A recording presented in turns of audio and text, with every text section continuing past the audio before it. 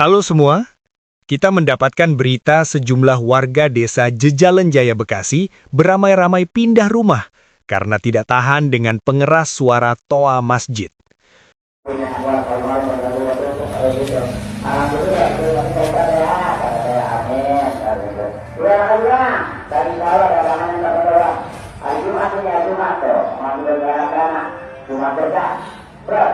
Menurut keterangan sejumlah warga, toa masjid dipakai setiap hari dan sepanjang hari, mulai sejak pukul 5 pagi untuk meminta sumbangan.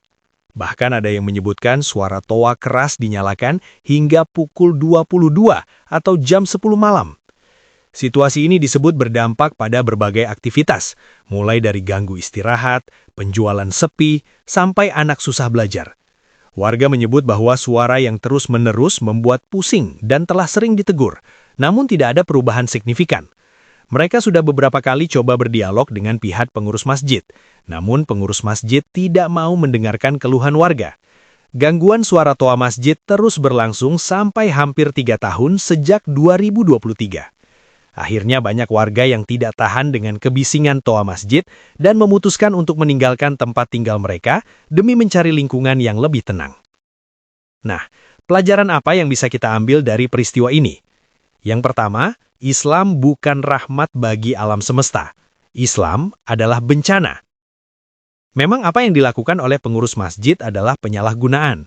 Ada surat edaran Menteri Agama nomor 5 tahun 2022 yang mengatur tentang pedoman penggunaan pengeras suara di masjid dan musola. Tetapi ajaran Islam dapat membuat pedoman ini diabaikan, karena bukan pedoman dari Quran dan hadis, bukan pedoman dari Allah dan Rasul-Nya, melainkan pedoman yang dibuat oleh tangan manusia, dan bahkan mungkin dianggap dibuat oleh pemerintah togut yang lalim. Selain itu, Islam membuat otak penganutnya terbalik dan menjadi sumbu pendek yang gampang marah. Ketika mereka mengganggu kita, mereka tidak peduli dengan ketidaknyamanan kita. Yang mereka pikirkan hanya diri mereka sendiri, yang mereka anggap sebagai ibadah. Kalau ditegur, malah mereka yang galak. Kita bisa dianggap menista agama, dan mungkin kita malah dipenjara. Itu sebabnya sejumlah warga desa Jejalan Jaya yang akhirnya terpaksa harus pindah dari rumah mereka sendiri. Bukan karena bencana alam, tetapi karena bencana yang disebabkan oleh agama Islam.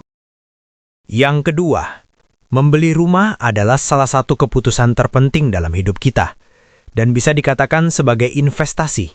Oleh sebab itu, kita harus hati-hati dalam membeli rumah. Feng Shui adalah salah satu hal yang sangat diperhatikan oleh warga keturunan Tionghoa dalam membeli rumah. Mereka menghindari rumah yang dianggap tidak bagus, seperti tusuk sate, tanah yang belakangnya sempit, dan lain-lain.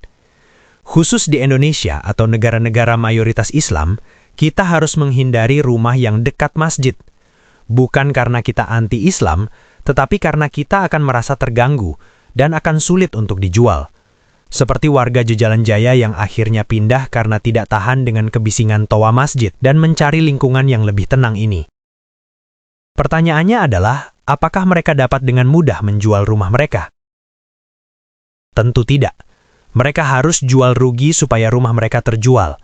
Mungkin bisa rugi separuh dari harga mereka beli jika mereka ingin buru-buru jual. Oleh karena itu, kita yang bijak belajar dari kesalahan orang lain. Jangan beli rumah yang berada di dekat masjid. Yang ketiga, kita sudah beli rumah yang jauh dari masjid. Tetapi ada kemungkinan mendadak ada yang bangun masjid di dekat rumah kita. Apa yang harus kita lakukan? Jangan dibiarkan, karena itu bawa sial. Kita bukan benci Islam, tetapi masalahnya nanti kita akan jadi terganggu seperti warga Jejalan Jaya. Kalau sekarang kita biarkan masjid masuk ke lingkungan rumah kita, mungkin nanti masjid yang akan membuat kita terusir keluar dari rumah kita. Kita bukan tidak toleransi atau tidak memikirkan saudara-saudara kita yang Muslim melakukan ibadah. Masalahnya Islam yang tidak toleransi dan tidak memikirkan kita yang merasa terganggu. Orang bijak lebih memilih mencegah daripada mengobati penyakit. Masjid ilegal yang sudah berdiri akan jauh lebih sulit untuk dihilangkan daripada mencegah masjid dibangun. Jadi lebih baik kita mencegah masjid dibangun di dekat rumah kita, daripada kita membiarkan masjid berdiri dan akhirnya menjadi penyakit bagi kehidupan kita. Caranya bagaimana? Caranya adalah menanyakan izinnya mana.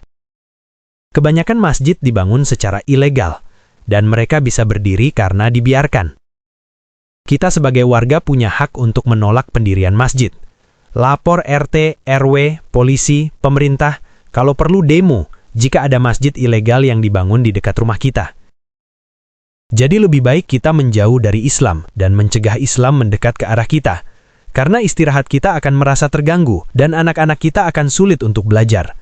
Akibatnya, hasil kita jadi tidak bagus dan masa depan anak-anak menjadi suram. Fungsi toa masjid dan toa musolah itu, ya benar untuk mengumandangkan azan.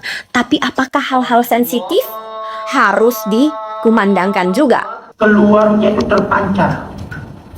Yang ketiga, apabila dalam keadaan basah, maka baunya itu seperti adonan roti. Apabila kering, dia seperti putih telur. Apabila ada tanda-tanda salah satu tadi, maka dipastikan dia mani cairan warna putih. Kemudian kental. Keluarnya terdapat syahwat yang kuat.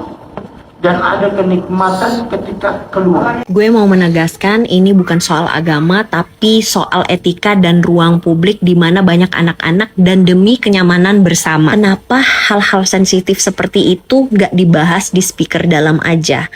Kan banyak yang gak harus didengar. Pembahasan orang dewasa. Kebayang gak sih anak-anak yang tanggung dengerin itu? Yang seharusnya belum mendengarkan itu dan menjadi pertanyaan mereka. Bu, dipikir tempat dan medianya yang nggak tepat loh. Jangan kayak gitu. Gimana, di lingkungan kalian masih mengalami hal yang sama nggak? Kadang juga ada ibu-ibu yang pengajian dengan toa speaker yang keras banget sampai mengganggu. Kenapa nggak pakai speaker di dalam aja sih? Kadang gue di situ sih yang nggak habis pikir. Sekali lagi, bukan kita benci Islam, tetapi masalahnya Islam bawa sial. Sekian video kali ini, Tuhan Yesus memberkati. Sampai jumpa di video yang akan datang. Naikkan gaji, kurangi pekerjaan, tambahkan fasilitas ibadah, perbanyak cuti. Aduh, pusing gue sama orang-orang ini. Kerjanya malas, keterampilannya kurang, tetapi nuntutnya banyak banget. Hai, apakah kamu baik-baik saja? Masalah SDM di perusahaan bikin aku pusing. Pasti masalahnya mereka malas kerja, kemampuan kurang, dan banyak menuntut kan? Loh, kok kamu tahu? Tentu saja, semua orang tahu sifat mayoritas Indonesia. Jadi solusinya apa? Apakah kamu sudah coba ganti dengan orang-orang Kristen? Orang-orang Kristen emang beda? Tentu saja beda. Orang Kristen cenderung lebih pintar, lebih rajin, dan tidak banyak menuntut. Oh, begitu ya. Tetapi di mana aku bisa mencari karyawan Kristen? Nah, sekarang sudah ada aplikasi Iktus. Kamu bisa dengan mudah mencari orang-orang Kristen yang mau kerja.